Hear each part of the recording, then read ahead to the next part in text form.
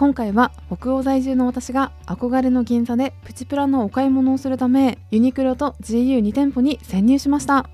海外在住だからこそ感じるあれこれや、同じユニクロなのに値段が違いすぎるスウェーデンのユニクロとの比較もいろいろお話しします。ぜひ最後までご覧ください。かなり一人だけちょっと夏な感じなんですけど、今ちょうど気温が20度でめちゃくちゃ過ごしやすいです。そうなんです。動画を撮影したのは10月24日で10月後半だったんですが、信じられないくらいポカポカ日和でした。そしてモノレールから見える景色が私がいつも見ている北スウェーデンの田舎町から見る景色と違いすぎて、東京ってやっぱりいいなぁと憧れてしまいます。実はこのショッピング動画は作るか作らないか迷っていた動画だったので、先週皆さんからたくさんのリクエストをいただいた時はとっても嬉しかったです。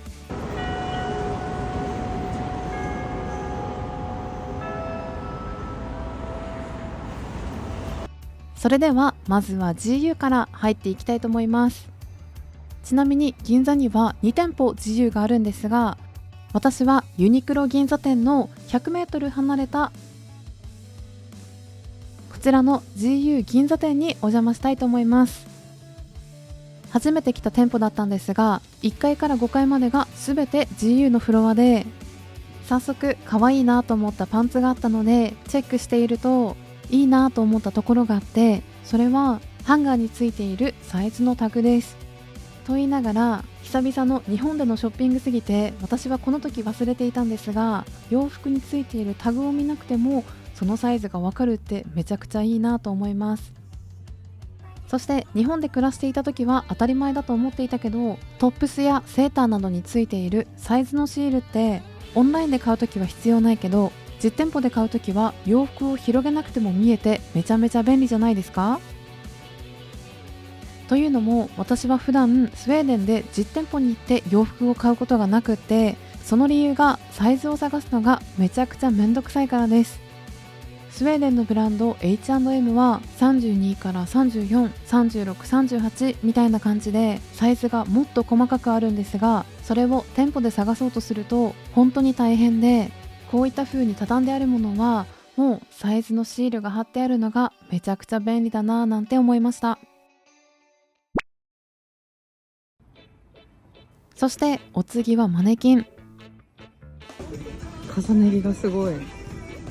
今見えているところだけで5枚も洋服を着ているこちらのマネキン、皆さんはありですか、なしですか？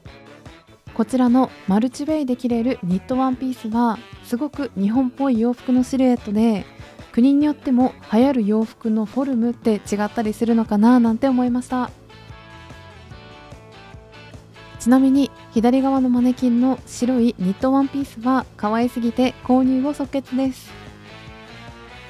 そして店頭にもあったこちらのリブが入ったタートルネックの長袖はなんと990円。色展開も可愛くて買うならどれにしようかなとめちゃくちゃ迷ってしまいます。そして結局選んだのはこちらの茶色。これも買います。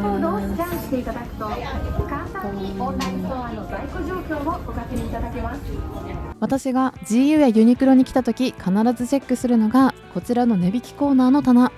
何か掘り出し物がないかなと探していると、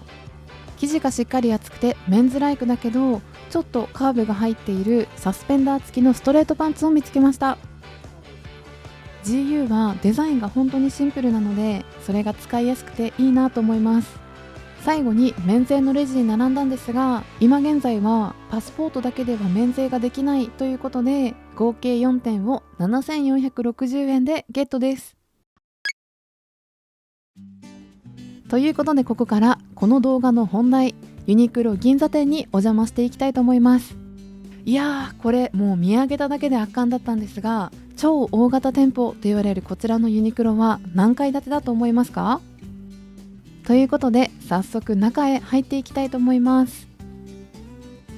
まず中に入って一番最初に出迎えてくれたのがこのゆらゆらマシーンです。そして早速ユニクロ銀座店のフロアガイドを見てみると、このユニクロは12階まであるんだ。やば。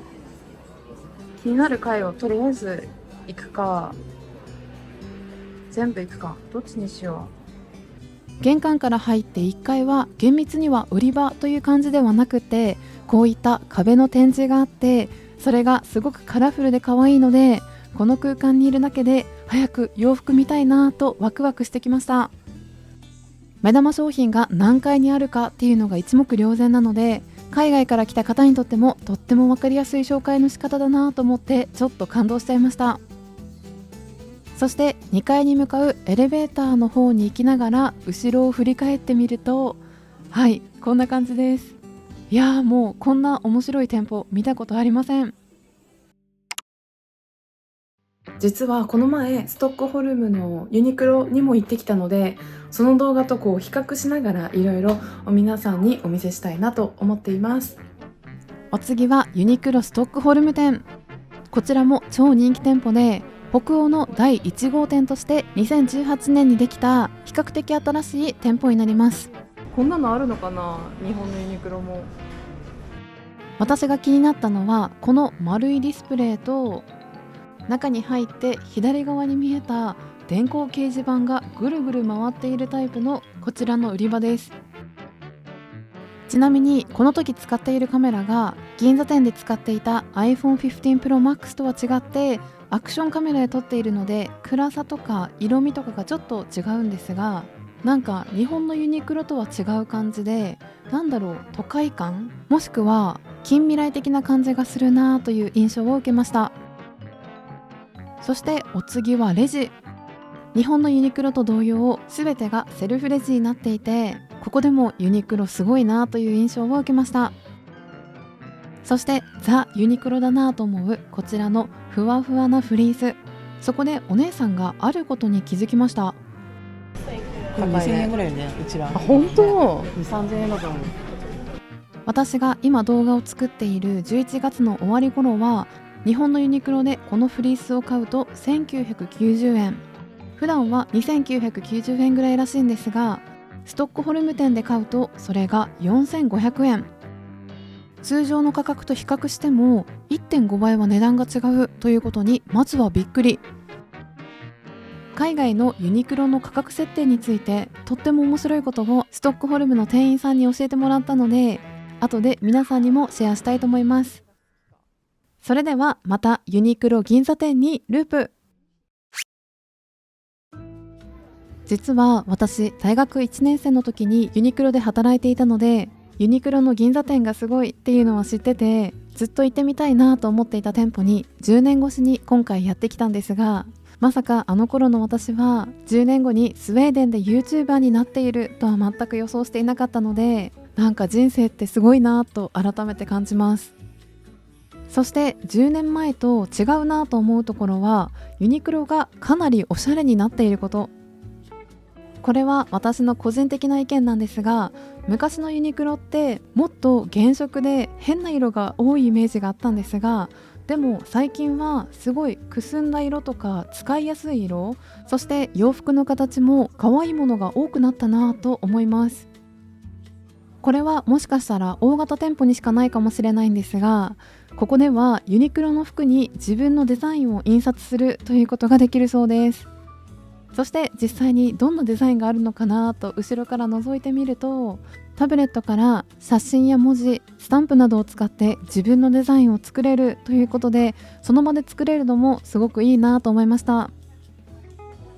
さっきもう免税ができないということが分かったので、ここでは見るだけで後でオンラインで買おうかなと思っているんですが、この 3D ニットがめちゃくちゃ可愛くて3色展開だったんですが、この白を買おうかなと思っています。ヒートテックボアスウェットパンツっていうのがあるんですね。あったかそう、あったかそう。ヒートテックなんだこれが。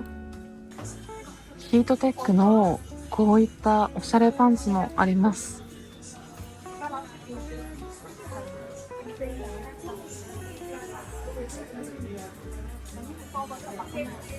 私がユニクロのパンツが大好きな理由は、お値段がお手頃でもしっかりとポケットがついていることです。というのも H&M ではフェイクポケットの方が多くて、実際に買ってみて履いてみると、あ、これフェイクだったっていうことが多いんです。生地がめっちゃしっかりしてて、ポケット、ちゃんとついてるし、めちゃくちゃシルエットが可愛い。また H&M がやっていないサービスとして裾上げをお願いできるのも本当にすごいなと思います。そして次は北欧と日本のユニクロの比較。何がどう違うのか実際にお見せしたいと思います。まずは補足情報として、今現在スウェーデンにはユニクロが3店舗。2018年に北欧第1号店のストックホルム店、2020年にストックホルムに第2号店、2021年にはスウェーデン第2の都市イエーテボリにユニクロ第3号店ができていて、他のヨーロッパの国々にも続々とユニクロが進出しているので、かなりの人気店になっていることがわかります。ということで値段も比較しつつ、今回お目当てにしていたヨハンがずっと欲しいと言っていたあるものを探したいと思います。あ、大好きなやつだ。姉ちゃんに買ってもらったやつ。この何、厚さが好き。やっぱこれぐらいするんだ。早速見つけたエアリズムコットンオーバーサイズ T シャツ5分丈は日本では1990円ですが、スウェーデンでは 1.6 倍の3230円。続いてこちらのスウェットプルパーカー、日本では3990円ですが、こちらではおよそ2倍の7780円。ユニクロのパーカーが8000円は少し高い気がします。ここら辺かも。そうそう、こんな感じのやつ、こんな感じのテカテカのやつで、高いけどこれぐらいするのかな。ついにお目当てだったストレッチドライスウェットプルパーカーを発見。残念ながら日本ではもう売られていないみたいなんですが、スウェーデンでのお値段は499クローナ、6500円です。普通のパーカーよりも触った感じがサラサラで、少し光沢があるのが特徴で、ヨハンがこれのグリーンを持ってて、ずっと違う色が欲しいって1年以上言ってたから、買ってあげようかな。サイズはある？そうそう、XL。うんうん。あ、めっちゃ可愛いやんそれ。可愛いよね。色可愛い。色多分合うと思う。それ血のパンの色もと合うよね絶対ね。ここでちょっと衝撃的な事実をお伝えすると、スウェーデンのブランド H&M は普通のスタンダードのパーカーであれば199クローナで買えるんです。つまりスウェーデンで売られているユニクロの一番安いパーカーのお値段と比較しても 2.5 倍以上、日本円にすると1着4500円も違うんです。ということでスウェーデンではユニクロって安いというイメージよりかは機能性や軽さ、そして素材みたいなところにかなり焦点を当てて売り出しているのかなというふうに私は感じました。そしてここで奇跡的にいつも動画を見てくださっているスウェーデン在住でユニクロで働いているという方にお会いしました。その方にスウェーデンのユニクロについて少しお話を聞いてみると、私が感じていた値段が高いというところは正解だったみたいで、日本と比較した時に同じお洋服でも2倍ぐらいは値段が高く設定されているとのこと。ただお洋服自体が日本とは違うみたいで、こちらで売られているものは欧米人の手足の長さに合わせて長めに作られているということでした。でもそう言われるとやっぱり腕が長い気がするね。なのでヨハンみたいに腕が長い人でも結構ゆったり着れるみたいです。多分皆さんもお使いのブラトップ、スウェーデンでは300クローナです。あ、どれも300クローナなんだ。だから4200円ぐらい。どう？高いよね。皆さんおなじみの極暖もありました。じゃじゃーん、399クローナだからやっぱりこれも5000円ぐらいするんですね。ということで今週は久々の日本への帰国で大好きなユニクロにお邪魔して私が感じたことや国別の違いなどをお話しするという動画になったんですが、皆さん楽しんでいただけましたでしょうか？実は日本で買った洋服たちをお披露目するという動画は今週のメンバーシップ動画で出す予定です。その他にも髪をバッサリ切った時の密着動画や日本での過ごし方など先駆けていろいろ動画にしていますので、よかったらメンバーシップに入っていただき、そちらも見ていただけると嬉しいです。それではまた来週お会いできるのを楽しみにしています。ヘイドー。